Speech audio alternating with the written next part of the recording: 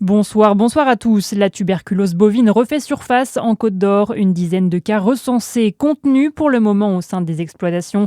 Mais la contamination inquiète les éleveurs du département. Des foyers de tuberculose ressurgissent chaque année et la Côte d'Or fait régulièrement partie des départements touchés. Pour rappel, cette maladie est transmissible à l'homme. Dans le Jura, la Chambre d'agriculture accueille son nouveau directeur. Étienne Rougeau a pris ses fonctions après avoir passé plus de 20 ans comme syndicaliste à la FDSEA. Un profil aux nombreuses casquettes puisqu'il est également maire de la commune d'Ecleux. Nicolas Zepeta, condamné à la prison à perpétuité, le Chilien a été reconnu coupable en appel du meurtre de son ex-petite amie japonaise Narumi. C'était il y a près de 10 ans à Besançon, peine plus lourde qu'en première et deuxième instance où l'accusé avait été condamné à 28 ans de réclusion. Ça commence demain. Les championnats de France de ski nordique font étape du 27 au 29 mars au stade nordique des Tuffes à Prémanon.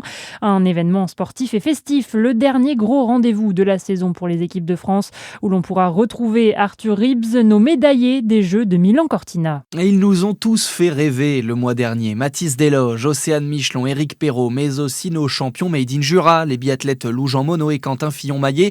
Ils seront là sur la station des Rousses à Prémanon pour célébrer leur titre et médaille olympique obtenue en Italie. Si demain ils présenteront leur précieux sésame, c'est aussi sur les pistes que l'on pourra les retrouver le dimanche. La journée de demain sera surtout consacrée aux compétitions jeunes. Samedi, ce sera les espoirs puis les seniors. Notez aussi samedi soir une soirée fondue Juraflore suivie d'un DJ set. L'événement est gratuit pour les moins de 16 ans. Plus d'infos sur la billetterie en ligne des championnats de France. Merci Arthur. Plus de 10 000 personnes sont attendues ces 3 prochains jours sur la station des Rousses à Prémanon. Dans le reste de l'actualité, la garde à vue de Gims prolongée. Le chanteur est mis en cause dans une affaire de blanchiment en bande organisée. Il a été interpellé hier par les douanes à son arrivée à l'aéroport de Roissy-Charles de Gaulle. Au cœur de l'affaire, un vaste projet immobilier de luxe au Maroc. Des nouveaux éléments sur la mort de Loana. Selon le parquet de Nice, l'ancienne star de télé-réalité retrouvée morte chez elle présente une plaie à l'arrière du crâne. Elle pourrait avoir chuté. En revanche, à ce stade, l'intervention d'un tiers est exclue. Le décès a eu lieu plusieurs jours avant la découverte du corps.